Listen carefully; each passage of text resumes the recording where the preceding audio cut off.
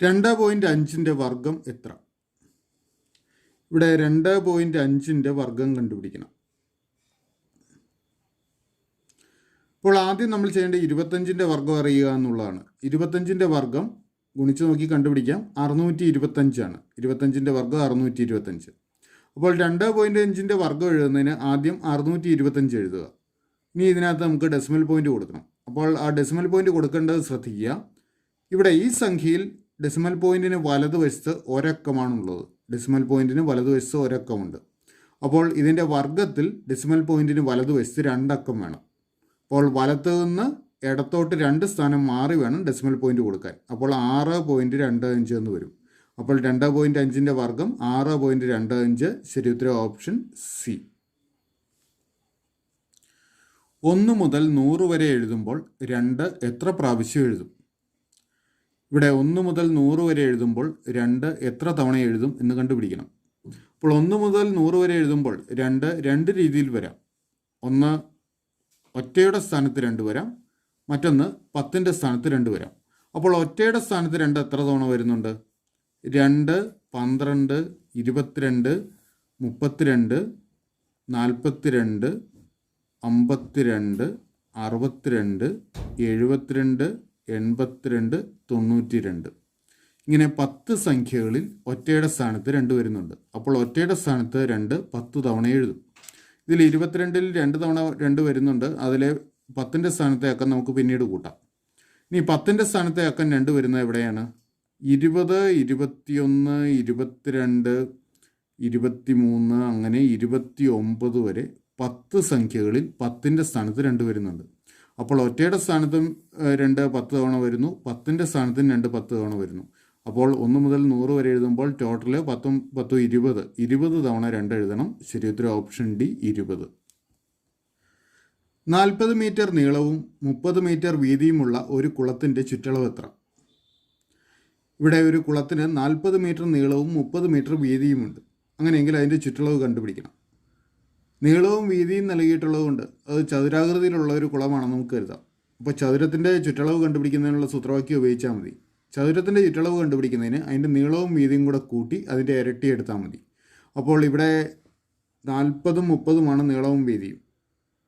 40 + 30 കണ്ട് അതിനെ 2 കൊണ്ട് ഗുണിക്കുക. അപ്പോൾ ചുറ്റളവ് കിട്ടും. 40ഉം 30ഉം കൂടെ കൂട്ടിയാൽ 70. അതായത് 70 × 2 140 മീറ്ററാണ് ചതുരത്തിൻ്റെ ചുറ്റളവ്, ഈ കുളത്തിൻ്റെ ചുറ്റളവ്.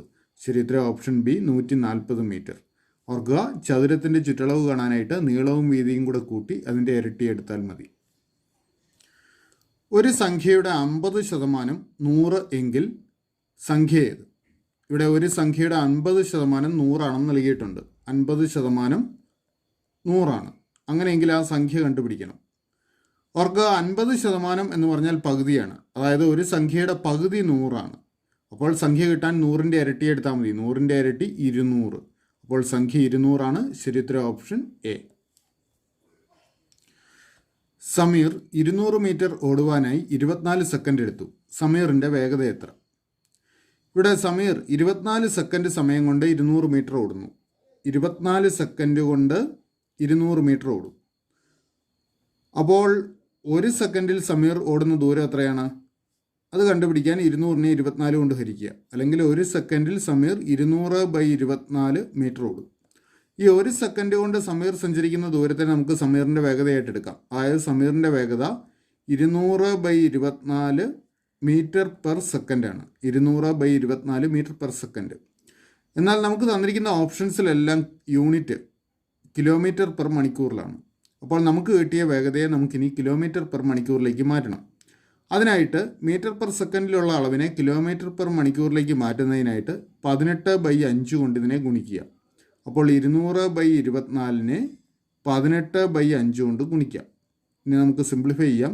ഈ 18നെയും 24നെയും നമുക്ക് 6 കൊണ്ട് ഹരിക്കാം. 24നെ 6 കൊണ്ട് ഹരിക്കുമ്പോൾ 4, 18നെ 6 കൊണ്ട് ഹരിച്ചാൽ 3, 200നെ 4 കൊണ്ട് ഹരിക്കാം. അപ്പോൾ 50 എന്ന് വരും. ഈ 50നെ 5 കൊണ്ട് ഹരിക്കാം. 50നെ 5 കൊണ്ട് ഹരിച്ചാൽ 10 ആകും. 10 × 3 30.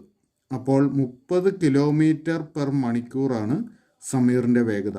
ശരി ഉത്തരം ഓപ്ഷൻ ഡി 30 കിലോമീറ്റർ പെർ മണിക്കൂർ. രാമു 4000 രൂപയ്ക്ക് ഒരു സൈക്കിൾ വാങ്ങി 15% നഷ്ടത്തിൽ വിറ്റു. എങ്കിൽ വിറ്റ വില എത്ര? ഇവിടെ രാമു 4000 രൂപയ്ക്ക് ഒരു സൈക്കിൾ വാങ്ങി, അത് 15% നഷ്ടത്തിൽ വിറ്റു. അങ്ങനെയെങ്കിൽ വിറ്റ വില കണ്ടുപിടിക്കണം. അപ്പോൾ 15% നഷ്ടം എന്ന് പറഞ്ഞു കഴിഞ്ഞാൽ 15% വില കുറച്ചാണ് വിറ്റത്. 4000-ൻ്റെ 15% വില കുറച്ച് വിറ്റു. നമുക്ക് ആദ്യം 4000-ൻ്റെ 15% എത്രയെന്ന് കാണാം. അതിനായിട്ട് 4000 ഗുണം 100-ൽ 15 എടുക്കുക. നമുക്ക് 2 പൂജ്യങ്ങൾ ക്യാൻസൽ ചെയ്യാം. 40 ഗുണം 15, 15 4 60 ആണല്ലോ. അപ്പോൾ 40 ഗുണം 15 എന്ന് പറയുന്നത് 600 വരും. അപ്പോൾ 600 രൂപ വില കുറച്ചാണ് വിറ്റത്. അപ്പോൾ 4000-ൽ നിന്നും 600 കുറച്ച് കഴിഞ്ഞാൽ വിറ്റ വില കിട്ടും. 4000-ൽ നിന്ന് 600 കുറയ്ക്കുക. അപ്പോൾ 3400 രൂപയാണ് വിറ്റ വില. ശരിയുത്തരം ഓപ്ഷൻ സി. 14, 18, 16, 15, 17 എന്നീ സംഖ്യകളുടെ ശരാശരി എത്ര? ഇവിടെ 5 സംഖ്യകൾ നൽകിയിട്ടുണ്ട്. ഇവയുടെ ശരാശരി കാണണം.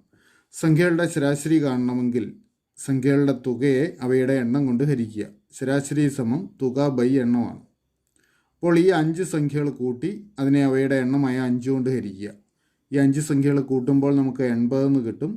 80-നെ 5 കൊണ്ട് ഹരിച്ചാൽ 16 എന്ന് കിട്ടും. അപ്പോൾ ഇവയുടെ ശരാശരി 16 ആണ്. ശരിയുത്തരം ഓപ്ഷൻ എ. ഇനി ഈ സൂത്രവാക്യം ഉപയോഗിക്കാതെ തന്നെ നമുക്ക് എളുപ്പത്തിൽ ചെയ്യാം. അതിനുവേണ്ടി ഈ തന്നിരിക്കുന്ന സംഖ്യകൾ, തുടർച്ചയായിട്ടുള്ള സംഖ്യകൾ തന്നെയാണിവ, ഒന്ന് ക്രമത്തിന് എഴുതുക. അപ്പോൾ ഏതൊക്കെ വരും? 14, 15, 16, 17, 18 ഇങ്ങനെ വരും. ഇത് 14 മുതൽ 18 വരെയുള്ള എണ്ണൽ സംഖ്യകളുടെ ശരാശരിയാണ് അപ്പോൾ നമുക്ക് കാണേണ്ടത്. അപ്പോൾ തുടർച്ചയായ എണ്ണൽ സംഖ്യകളുടെ ശരാശരി അതിൽ മധ്യത്തിൽ വരുന്ന സംഖ്യയായിരിക്കും. അപ്പോൾ 14 മുതൽ 18 വരെ 5 സംഖ്യകളാണുള്ളത്. അപ്പോൾ ഈ 5 സംഖ്യകളുടെ ശരാശരി എന്ന് പറയുന്നത് ഇതിൻ്റെ മധ്യത്തിൽ വരുന്ന സംഖ്യയായിരിക്കും. അപ്പോൾ ഇവയുടെ ശരാശരി 16 ആണ്. അങ്ങനെ ക്രിയ ചെയ്യാതെ തന്നെ നമുക്ക് ഇതിൻ്റെ ഉത്തരം എഴുതാൻ പറ്റുന്നതേ ഉള്ളൂ. അപ്പോൾ ശരിയുത്തരം ഓപ്ഷൻ എ 16.